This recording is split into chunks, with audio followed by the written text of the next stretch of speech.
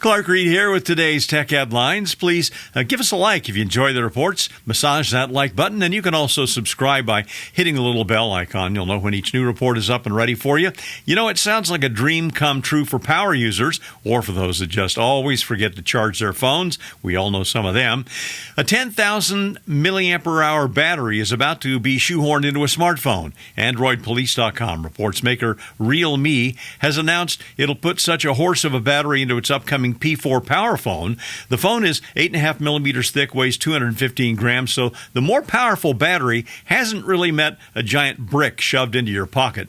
What Realme has done is to use a 10% silicon anode in the battery, and then they used what is being called a clever stacking system for the components. Anyway, the net is it makes more available space for the phone and for the battery inside the phone.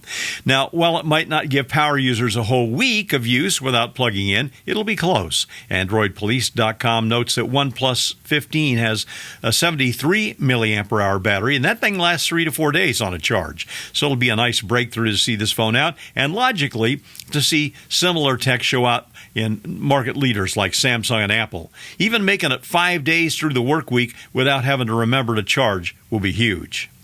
There have been reports all year that the next iPhone will see a smaller dynamic island, and now, according to AppleInsider.com, tipster John Prosser claims the iPhone 18 Pro could not only see the island and front cam shrink in size, but also move to the top left corner from the top center of the screen. In addition, Prosser joins others in saying the iPhone 18 Pro will use an under-display Face ID system, and that'll allow for more usable front screen area without the clutter from cameras and all that.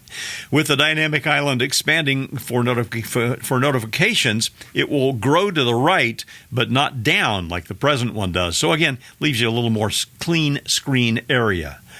Sony was a market leader in TVs and home entertainment for years, and lately you'd be hard-pressed to see a Sony TV in any big box store or ads online. Now, TheVerge.com says Sony is spinning off its TV business to joint venture with TCL.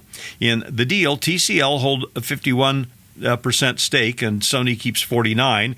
The company will still use Sony and Bravia branding. A deal is supposed to be finalized by the end of this quarter. Sony has retained an aura of a premium brand, but TVs have become so commoditized to the point that you really see it eclipsed by a number of other brands. In an unusual departure, investment firm Sequoia Capital is pumping a bunch of cash into Anthropic, the maker of the Claude AI. TechCrunch.com reports that the investment firms have generally avoided backing competing companies in the same area. Sequoia has already put money into both the OpenAI and Elon Musk's xAI. In the case of those two being AI startups that compete, it's notable that Sequoia already had ties to Sam Altman, the CEO of OpenAI, and with Elon Musk. Anthropic is shooting to raise $350 billion in this funding round. Again, massive money being pumped into AI, and as we've noted here earlier, with minuscule or no returns. For its part, Anthropic is allegedly planning an IPO later this year. I'm Clark Reid, and you're Technified for now.